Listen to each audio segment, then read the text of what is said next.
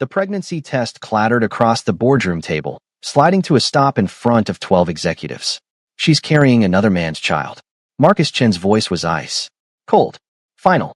His wife, his ex-wife, stood frozen in the doorway, her hand still on the handle, her dark skin flushed with humiliation as every pair of eyes in the room turned to stare at her. But here's the thing, the baby was his. He told her to abort it. She didn't. And in exactly 5 months, when he sees her pregnant belly, everything he thought he knew will shatter. What happens next is absolutely insane. Hit that subscribe button right now because YouTube needs to know you want to see how this story ends. And trust me, you're not ready for where this goes. 3 months earlier, Chioma had been sitting in that same boardroom as Marcus's wife, his partner, his equal, or so she thought. She was the director of international acquisitions at Chen Industries, and she'd earned that position through blood, sweat, and more late nights than she could count. That particular night, she'd stayed late reviewing contracts for the Singapore merger. The office was empty except for the cleaning crew and the hum of the air conditioning.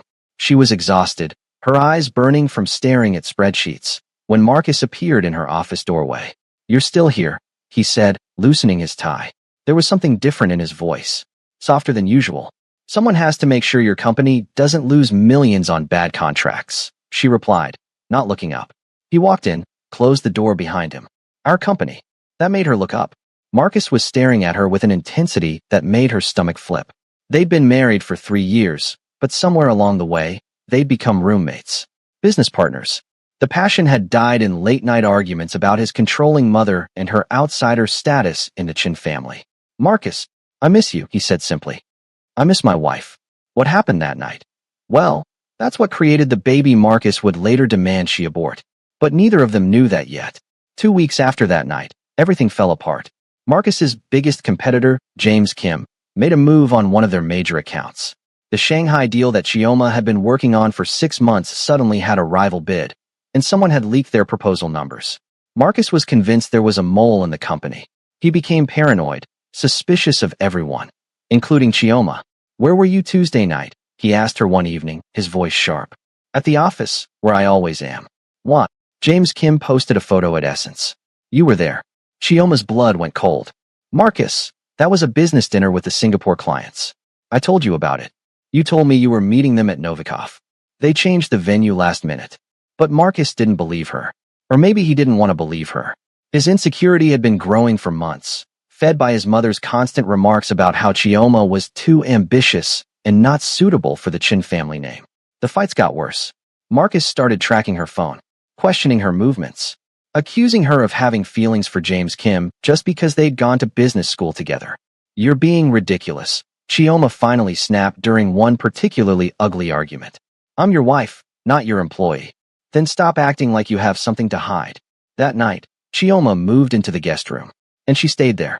For months, they lived like strangers under the same roof, their marriage crumbling under the weight of Marcus's jealousy and his family's disapproval. But here's where it gets really interesting. Chioma started feeling sick about 6 weeks after that night in her office. The nausea hit her like a freight train every morning. At first, she thought it was stress, but when she missed her period, reality crashed down on her. She bought 3 pregnancy tests, all positive. Her hands shook as she stared at those 2 pink lines. She was pregnant with Marcus's baby, but they weren't even speaking. They were barely married anymore. How was she supposed to tell him? She decided to wait, to find the right moment, to maybe fix things between them first. That was her biggest mistake. Because before she could say anything, Marcus found the ultrasound photo. She'd left it in her work bag, and he'd been going through her things again, looking for, what? Evidence of an affair that didn't exist? The confrontation happened in his office, in front of Jenny, his assistant, in front of anyone who walked past, and heard him shouting, "We haven't slept together in 6 months." Marcus yelled, his face red with rage. "Yes, we have." Chioma shot back, tears streaming down her face. "That night in April, when you came to my office and we..." "Marcus, how can you not remember?" But he didn't remember. Or he convinced himself he didn't. His jealousy had poisoned everything, twisted every memory, turned every moment into evidence of her betrayal. "You're lying," he said coldly. "That baby isn't mine." "Marcus, please. Get rid of it." The words hit her like a physical blow. Chioma actually stumbled backward, her hand instinctively moving to her still flat stomach. "What?" she whispered. "You heard me." Marcus's face was stone. I don't know who the father is, and I don't care. But I'm not raising another man's child. Get rid of it, or get out. Chioma felt something inside her chest crack wide open. You want me to abort our baby? It's not our baby. Marcus slammed his hand on the desk. And I want you out of my life. Out of my company. Out of my home. I want a divorce, and I want you gone. The slap came before she even realized her hand had moved. The sound echoed through his office, sharp and final. Marcus touched his cheek, his eyes going completely dead. You just made this very easy for me. Good, Chioma said, her voice shaking with rage and heartbreak. Because I wouldn't abort this baby if you begged me. This child is mine, and they're going to know exactly what kind of man their father is. This next part might sound obvious, but almost no one actually does it. Chioma didn't just leave. She disappeared. The divorce papers came 3 days later. Chioma signed them with shaking hands, sitting in her sister Adana's apartment in Brooklyn, her whole world in ruins. He told you to abort? Adana asked, her voice tight with fury. He actually said those words? He doesn't think it's his, Chioma whispered, tears streaming down her face. He thinks I cheated. He thinks I'm carrying some other man's baby. He's going to realize, Adana said, gripping her sister's hand. Eventually, he's going to do the math and realize he's an idiot. I don't care. Chioma wiped her eyes. Even if he does, I'm keeping this baby, Adana. I'm keeping my child. And Marcus Chun can rot in hell for all I care. She cut Marcus completely out of her life. Changed her number. Blocked him on everything. Moved out of the city entirely. She went to stay with Adana, far from the Manhattan penthouse she'd shared with Marcus. Far from Chin Industries. Far from the life she'd built. And she started over. At 3 months pregnant, she was showing. Not much, but enough that she had to buy new clothes. Enough that Adana would rest her hand on Chioma's belly and talk about becoming an auntie. What are you going to tell the baby? Adana asked one night. About Marcus? Chioma was quiet for a long moment. The truth. That their father didn't want them. That he told me to get rid of them. That he chose his pride and his paranoia over his own child. That's harsh, Chi. It's honest. Chioma's hand moved to her belly, protective and fierce. My baby deserves honesty. And they deserve better than a father who would throw them away before they're even born. But the universe had other plans. 5 months after the divorce, Chioma had to go back to Manhattan. Her former assistant had called, frantic. There was an issue with the Singapore contracts, something only Chioma could fix because she'd negotiated them personally. The new director of international acquisitions had messed up the terms, and now Chin Industries was facing a potential lawsuit. I don't work there anymore, Chioma had said into the phone. I know, but please. Mr. Chun is going crazy. The whole deal is falling apart. Could you look at the files? As a consultant? We'll pay you. Against her better judgment, Chioma agreed. She needed the money. Baby expenses were piling up, and she was planning to take time off after the birth. She was 5 months pregnant now. Very obviously pregnant. Her belly was round and prominent under her coat as she walked into the Chun Industries building on a cold Tuesday morning. She didn't expect to see Marcus. But there he was, standing in the lobby, talking to James Kim of all people. The competitor he'd been so paranoid about. They were laughing about something, shaking hands like old friends. Marcus looked good. Too good. His hair was perfectly styled, his suit tailored to perfection. But there were dark circles under his eyes, and he looked thinner than she remembered. Their eyes met across the lobby. Everything stopped. Marcus's smile died. His eyes dropped to her stomach, to the very obvious baby bump, and his face went white. Chioma turned and walked straight to the elevators, her heart pounding so hard she thought she might pass out. She heard him call her name. Once. Twice. But she didn't stop. She couldn't. The elevator doors closed just as Marcus reached them, his hand slamming against the metal too late. Most people stop here, but what happens next is insane. Chioma made it to the conference room where the contracts were waiting. She forced herself to focus, to review the documents, to fix the mess that could have cost Chin Industries millions. But her hands were shaking the whole time. Marcus knew she was pregnant now. He'd seen her, and any second, he was going to. The conference room door slammed open. Marcus stood there, breathing hard like he'd run up 15 flights of stairs. His hair was disheveled, his tie crooked. Behind him, Jenny was frantically apologizing, trying to stop him from barging in. Everyone out, Marcus said, his voice deadly quiet. The lawyers and assistants scattered like roaches, grabbing their papers and fleeing. Jenny closed the door behind them with an apologetic look at Chioma. Silence. Marcus stared at her stomach, then at her face, then back at her stomach. You kept it, he whispered. Chioma lifted her chin, her hand moving protectively to her belly. Her name is Amara. And yes, I kept her. Chioma, don't. She held up a hand. Don't you dare. You told me to abort this baby. You called me a cheater and a liar. You threw me out of your life. So yes, Marcus, I kept her. Because she's mine. And she deserves to live. How far along? His voice cracked. 5 months. She watched the math happen in his head. Watched his face change as he counted backward. 5 months. The divorce was finalized in May. Before that, they'd been separated since April. But that night in her office had been in April. It's mine, he whispered, his face crumbling. Oh God, it's mine. Chioma laughed, but there was no humor in it. Congratulations, Marcus. You finally did the math. 5 months too late. I told you to abort my baby. The words came out broken, horrified. Marcus's legs seemed to give out, and he sank into a chair. I told you to kill my baby. Yes, you did. Chioma. He looked up at her, and there were tears streaming down his face. I'm so sorry. I'm so sorry. I was so convinced you cheated. I was jealous and paranoid, and I destroyed everything. But that's my baby. That's my daughter. No. Chioma's voice was firm. She's my daughter. You gave up any right to her when you demanded I abort her. You wanted her gone, Marcus. You got your wish. She's gone from your life. Please. Marcus stood, taking a step toward her. Please, Chioma. I made a mistake. The biggest mistake of my life. But that's my child. You can hate me forever. You can never forgive me. But please, please don't shut me out of her life. Chioma felt tears burning behind her eyes, but she refused to let them fall. You shut yourself out when you told me to get rid of her. She deserves better than a father who didn't want her. So yes, Marcus, you're out. And you're staying out. She grabbed her coat and walked past him, her shoulder brushing his as she headed for the door. I'm not giving up, Marcus called after her, his voice desperate. That's my daughter, Chioma. I'm not walking away. She paused at the door, her hand on the handle. You already did. But here's what Chioma didn't know. What she couldn't have known. Marcus wasn't the only one who'd seen her pregnant that day. James Kim had seen her too. And unlike Marcus, James had been in love with Chioma since business school. He'd watched her marry Marcus Chun with jealousy eating him alive. He'd spent years building his company, becoming Marcus's rival, staying close enough to watch her from afar.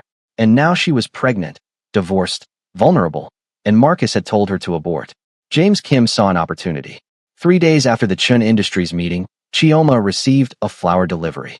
24 white roses with a card that read, "Congratulations on your beautiful blessing. You're going to be an amazing mother. James." Her phone number was attached. Chioma stared at that card for a long time. She remembered James from Harvard. He'd been kind, attentive, always interested in what she had to say. Before Marcus had swept her off her feet, she'd wondered if maybe. But that was a lifetime ago. She threw the card away. The flowers kept coming. Every week, like clockwork. Always white roses. Always with a simple message of support. Never pushy. Never demanding. Just there. And then, one day, James called. I heard what Marcus did, he said, his voice gentle. Not just the divorce, but what he said about the baby. Chioma, I'm so sorry. You and your daughter deserve so much better. James, I don't really want to talk about this. I'm not asking you to.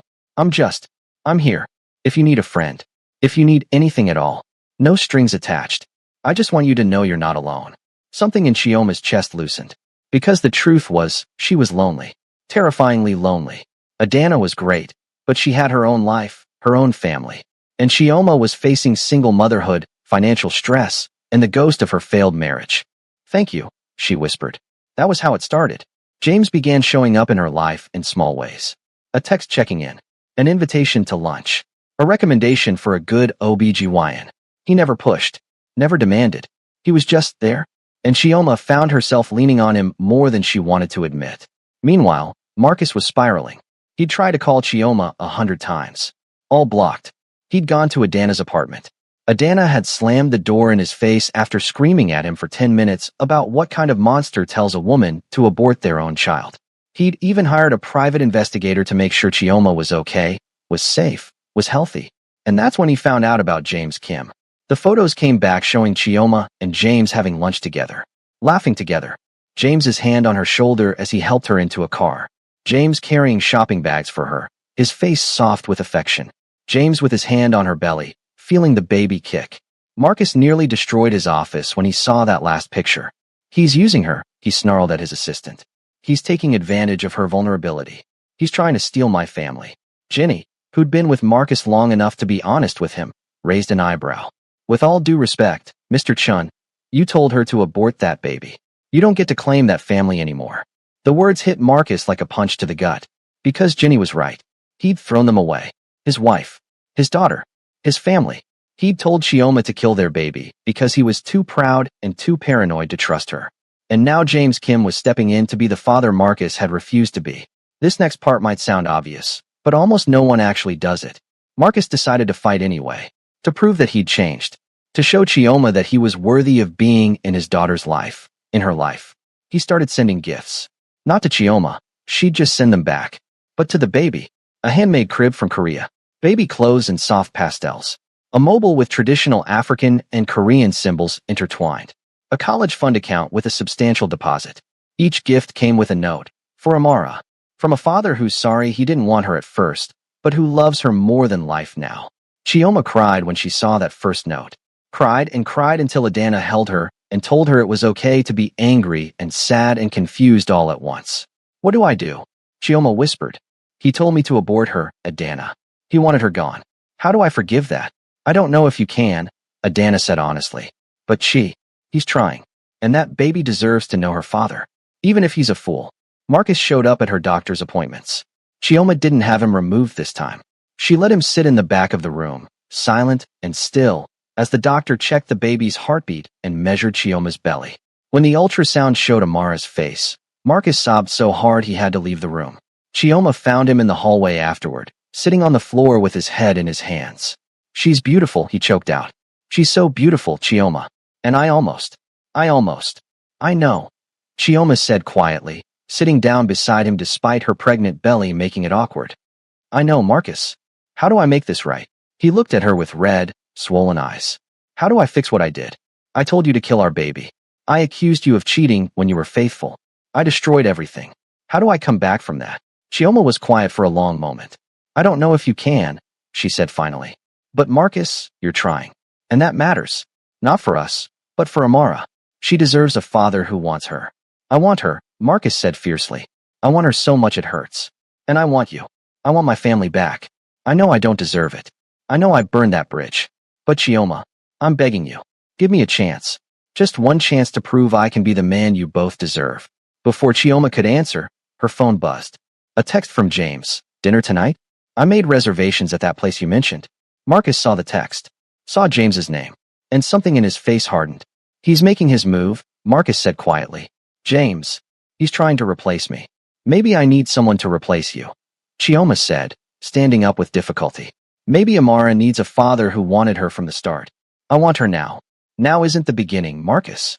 Chioma's voice broke. Now is 5 months too late. Now is after you told me to abort her.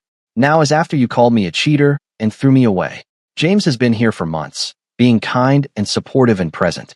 What have you been? I've been trying to make amends. Trying isn't good enough. Tears were streaming down Chioma's face now. My daughter deserves more than trying. She deserves certainty. She deserves a father who loves her unconditionally, not one who had to do math to figure out she was his. Marcus stood, his own tears falling. You're right. You're absolutely right. But Chioma, I can be that father. I can be better. Just please don't let James take my place. Don't let another man raise my daughter. Then prove it, Chioma whispered. Prove you're worth it.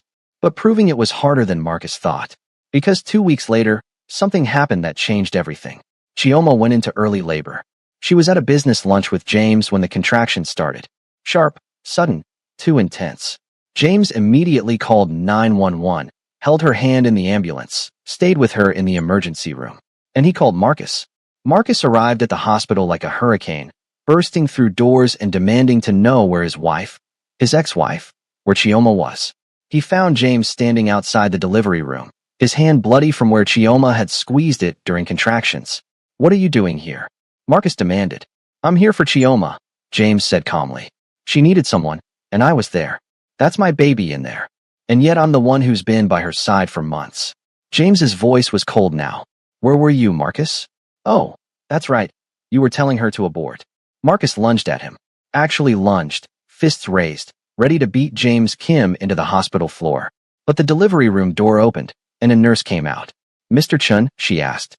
"Ms. Okafor is asking for you." Marcus froze. She wants me? She wants you both," the nurse said, looking between Marcus and James with confusion.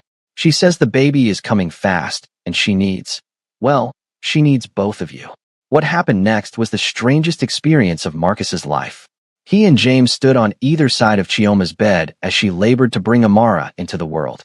James held one hand, Marcus held the other. And Chioma screamed and cried and squeezed both their hands until bones cracked. "I hate you both," she screamed at one point. "This is all your fault." Marcus didn't know if she meant the pregnancy or the pain or the situation, but he whispered, "I know, I'm sorry, I'm so sorry," over and over like a prayer.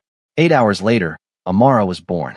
7 pounds, 2 ounces, perfect tiny fingers and perfect tiny toes, and a head of thick black curls. Her skin was a beautiful blend of Chioma's deep brown and Marcus's lighter tone. Her eyes, when they opened, were dark and curious. The nurse placed her on Chioma's chest, and the world stopped. "Hi, baby," Chioma whispered, tears streaming down her face. "Hi, my beautiful girl. Mommy's here. Mommy's got you." Marcus stood frozen, staring at his daughter. The daughter he'd told Chioma to abort. The daughter he'd claimed wasn't his. The daughter who was perfect and precious and alive. "Can I?" His voice broke. "Can I hold her?" Chioma looked up at him, her eyes exhausted and wary. Then she looked at James, who nodded and stepped back. "Be careful," Chioma said softly, transferring Amara into Marcus's arms. Marcus cradled his daughter like she was made of glass.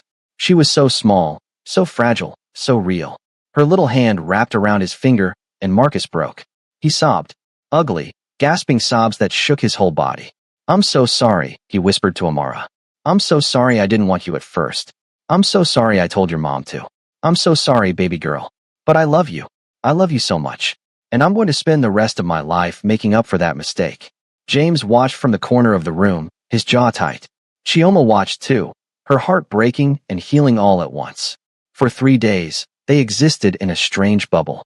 Marcus barely left the hospital. He changed diapers and brought Chioma food and held Amara while Chioma slept. James visited every day, bringing flowers and gifts and moral support. It was the strangest love triangle in the world. A woman, her ex-husband who'd told her to abort their baby, and the man who'd been there for her when no one else was. And in the center of it all was Amara, blissfully unaware of the chaos she'd caused just by existing. On the 4th day, Chioma made a decision. She called both men into her hospital room. Marcus came immediately from the rocking chair where he'd been dozing with Amara. James came from the cafeteria where he'd been giving them space. "I need to say something," Chioma began, her voice steady despite the tears threatening to fall. "And I need you both to listen." They both nodded. "Marcus," she looked at her ex-husband. "You hurt me. You destroyed me. You told me to abort our daughter, and that's something I will never forget. Never. Every time I look at Amara, I'll remember that you didn't want her." Marcus's face crumpled, but he stayed silent. "But," Chioma continued, "you're also her father. And despite everything, you're trying. You're here. You're present. And Amara deserves to know you. To have a relationship with you. So I'm not going to shut you out. We'll figure out custody. We'll co-parent. But Marcus, we're done. You and me. That's over. That ship sailed the day you told me to get rid of our baby." Marcus nodded, tears streaming down his face. "I understand. Thank you. Thank you for letting me be in her life." Then Chioma turned to James. "James, you've been incredible. Supportive and kind and present in ways Marcus never was. You've held my hand through the hardest months of my life. And I'm grateful. So grateful." James smiled softly, but something in his eyes looked wary. "But," Chioma said, and James's smile faltered, "I'm not ready. For a relationship. For anything romantic. I need time to heal. Time to figure out who I am as a mother, as a single woman, as Chioma outside of Marcus Chen's shadow. And I need to do that alone." "Chioma," James started. "No," she said gently but firmly. "I'm not choosing between you and Marcus. I'm choosing me. I'm choosing Amara. And maybe someday, when I'm healed and whole, maybe then I'll be ready to let someone in. But that day isn't today. If you're still watching, drop a comment right now. Do you think Chioma made the right choice? Should she have given Marcus another chance? Should she have chosen James? Or is she right to choose herself? Hit that like button and subscribe because you're not going to believe what happens next. Because here's what Chioma doesn't know yet. What neither Marcus nor James knows. What's about to blow this entire situation wide open? Marcus's mother has just landed in New York, and she's furious about the baby. She's convinced Chioma trapped Marcus, and she's bringing lawyers and a demand for a DNA test, and threats that could tear this fragile new family arrangement apart. James isn't who he seems either.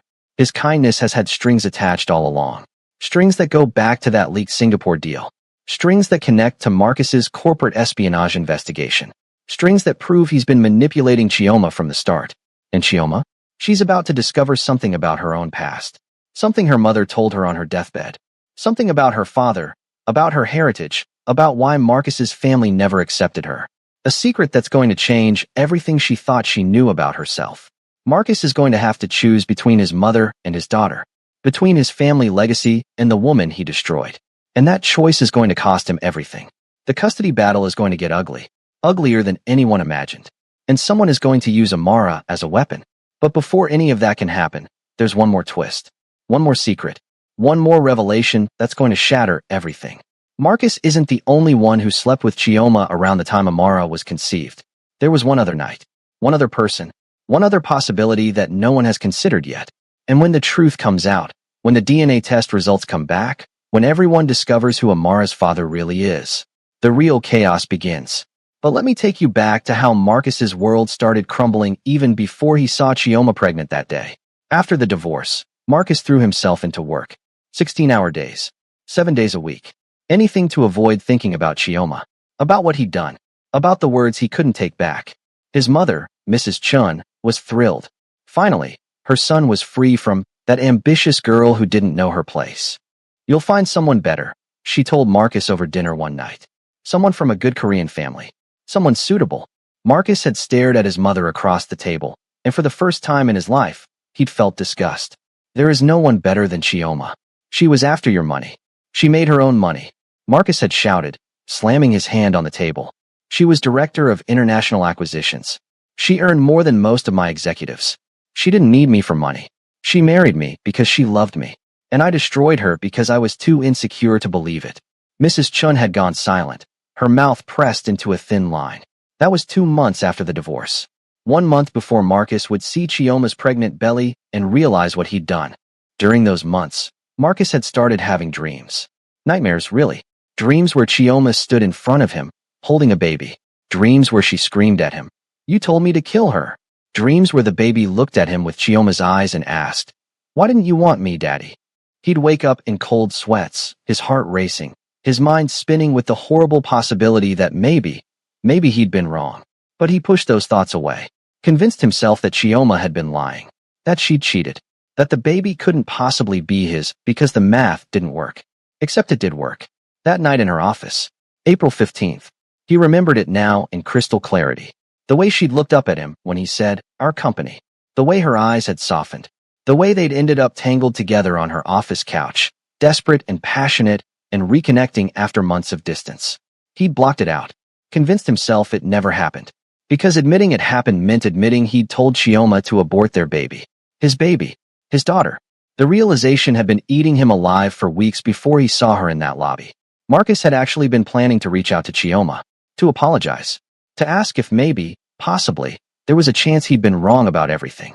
And then he'd seen her, pregnant, glowing, beautiful, and very, very obviously keeping the baby he'd told her to abort. The guilt had nearly knocked him to his knees right there in the lobby. After that confrontation in the conference room, Marcus had gone home and destroyed his penthouse. Shattered glasses, overturned furniture, punched a hole in the wall. His knuckles bled, but he didn't care. He'd told his wife to kill their baby.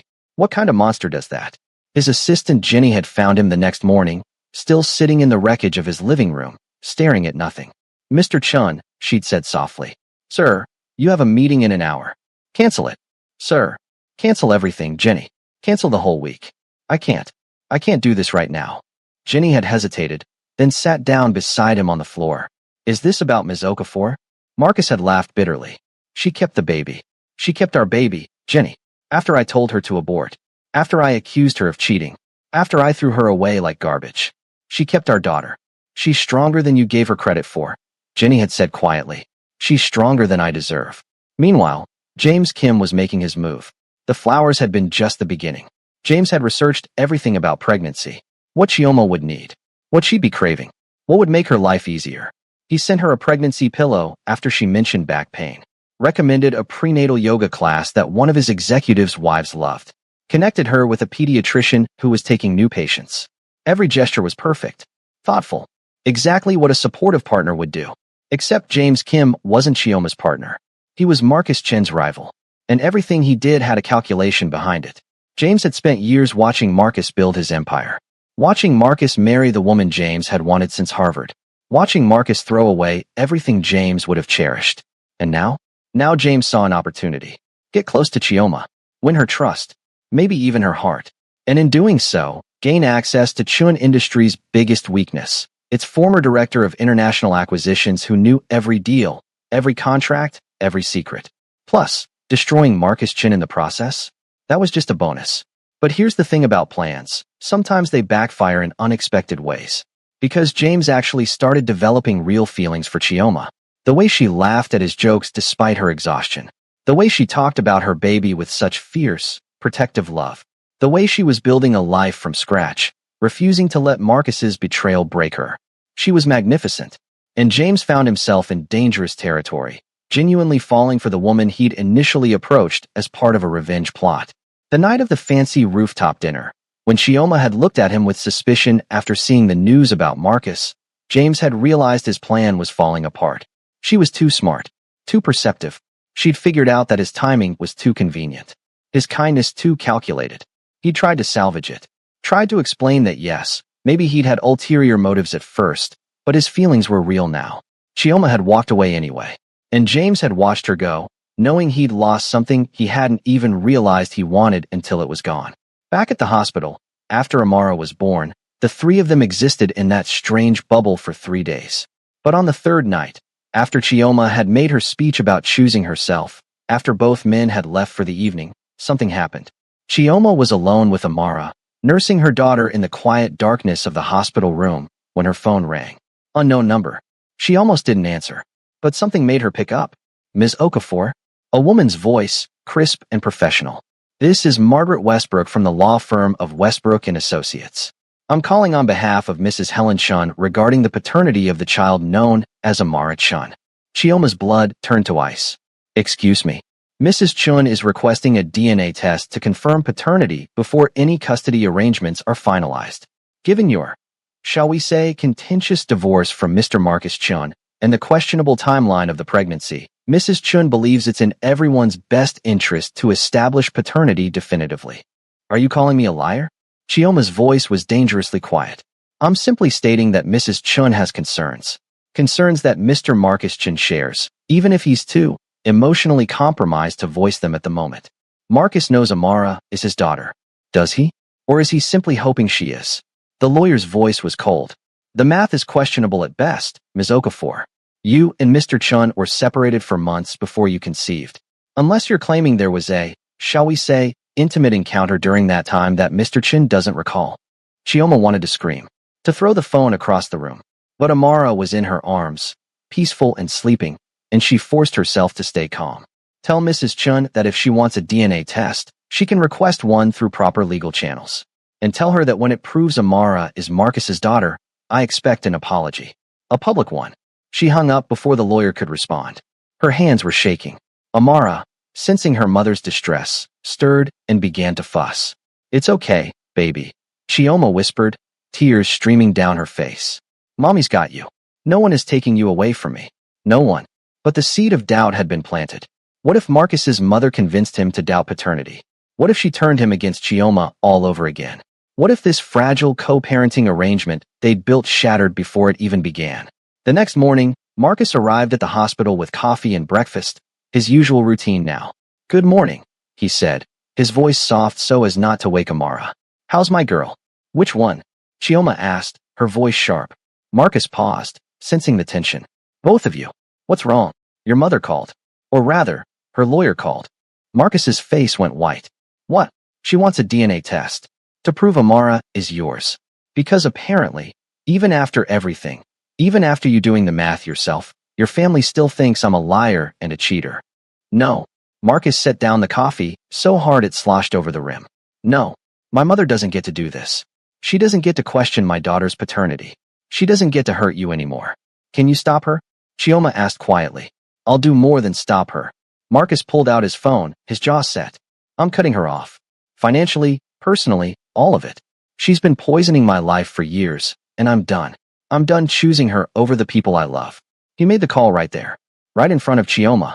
She listened as Marcus told his mother, in Korean, that she was no longer welcome in his life, that she would never meet Amara, that her controlling, judgmental, racist behavior had cost him his marriage and nearly cost him his daughter, and he was done.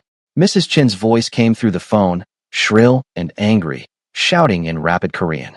Marcus just hung up. Then he called his lawyer and instructed him to cut his mother out of any family trusts, remove her from any company decisions, and ban her from Chin Industries property. There, he said, turning back to Chioma. It's done. And Chioma, we can do the DNA test if you want. Not because I doubt Amara is mine, but to shut my mother up permanently. To prove to the world that I was wrong. You were right. And our daughter is exactly who you said she was. Chioma looked at him for a long moment. Then she nodded. Okay, let's do it. The DNA test was processed in 3 days. Those were the longest 3 days of Marcus's life. Not because he doubted the results, but because he was terrified of what would happen when they came back. What if, by some cosmic joke, some impossible twist of fate, Amara wasn't his? What if Chioma had been with someone else that night? What if the math was wrong? What if? Stop spiraling. Ginny told him when she found him pacing his office. That baby is yours. Anyone with eyes can see it. She has your nose. My mother could still use this against Chioma. Against me. What if? Mr. Chun. Ginny grabbed his shoulders and forced him to look at her. Even if, by some impossible chance, the test comes back negative, would it change how you feel about Amara? Marcus was quiet for a long moment. Then he said, softly, no, she's my daughter. Test or no test. I love her. Then the results don't matter. But they did matter. Because when the results came back, everything changed. Marcus was in a board meeting when his lawyer called. He excused himself, stepped into the hallway, and answered with shaking hands. Mr. Chun, his lawyer said, the results are in. And 99.9% probability of paternity. Amara is definitively your biological daughter. Marcus actually collapsed against the wall, his knees giving out in relief. She's mine. She was always yours, Mr. Chun. Marcus called Chioma immediately, not even caring that he was crying in the middle of his corporate office hallway. The results are in, he said when she answered. Amara is mine. She's mine, Chioma. I'm her father. The test proves it. There was silence on the other end. Then Chioma's voice, cold and hard. I know she's yours, Marcus. I've always known. The question is, do you finally believe me? Yes, Marcus whispered. Yes, I believe you. I'm so sorry it took a DNA test for me to save it. Chioma's voice cracked. Just send me the results. I'll forward them to your mother's lawyer. Maybe now she'll leave us alone. She hung up. Marcus stared at his phone, his heart breaking all over again. He'd won the paternity battle. He'd proven Amara was his daughter. But he'd lost Chioma. Lost her trust, her faith, her love. And no DNA test in the world could fix that. 3 weeks later, Chioma brought Amara home to Adana's apartment.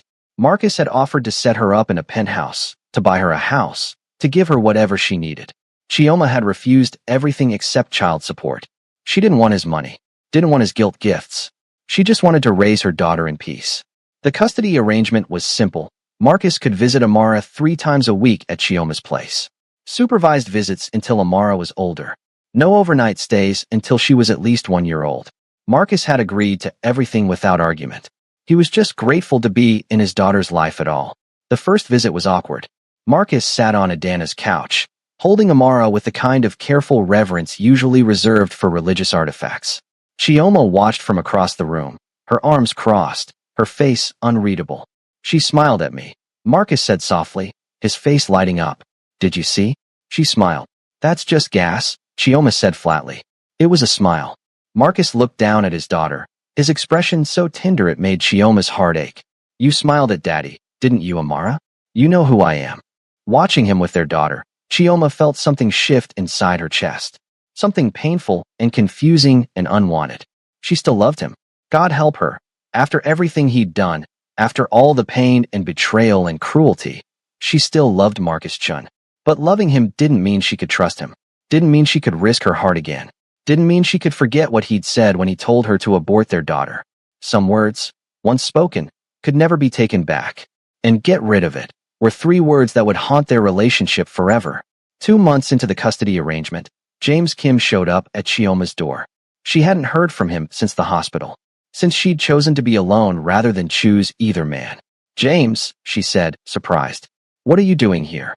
I owe you an apology." James looked different. Tired. Older somehow. "Can I come in?" Chioma hesitated, then stepped aside. Adana was out with Amara, giving Chioma a rare moment of peace. The apartment was quiet.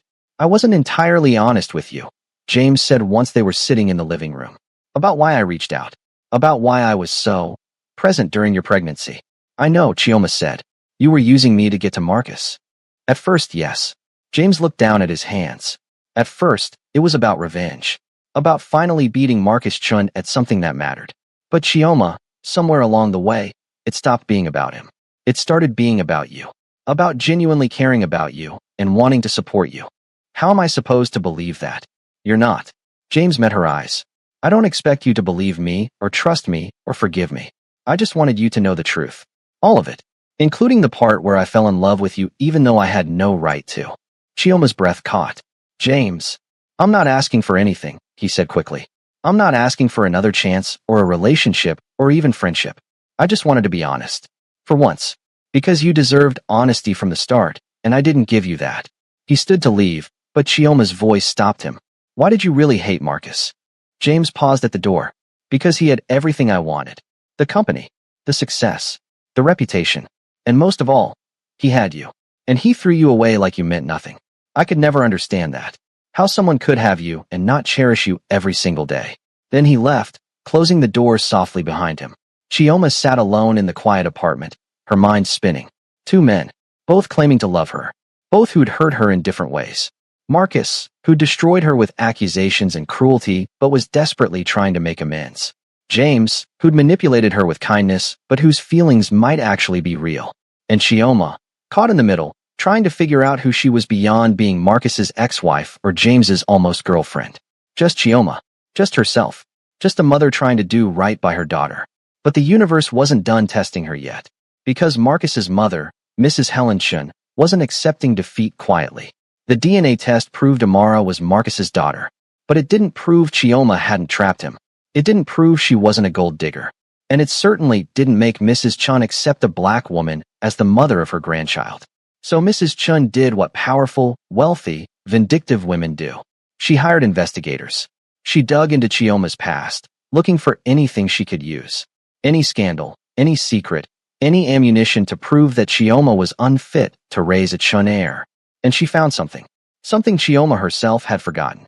Something buried so deep in her past that she'd never thought it would matter. A secret about her father. About her real father. About why her mother had fled Nigeria and never looked back. A secret that, once revealed, would change everything Chioma thought she knew about herself. And when Mrs. Chun brought that secret to light, when she used it as a weapon against Chioma in court, when she tried to take Amara away using information that should have stayed buried, the real war would begin. So here's what I need you to do. Smash that subscribe button right now. Hit the notification bell. Drop a comment telling me your theories. What's Chioma's family secret? Will she choose Marcus or James or stay alone? What's Mrs. Chin going to do? And share this video because part 2 is dropping soon, and trust me, you are not ready for what's coming. This story is about to get absolutely insane. And the ending? The ending is going to destroy you. See you in part 2.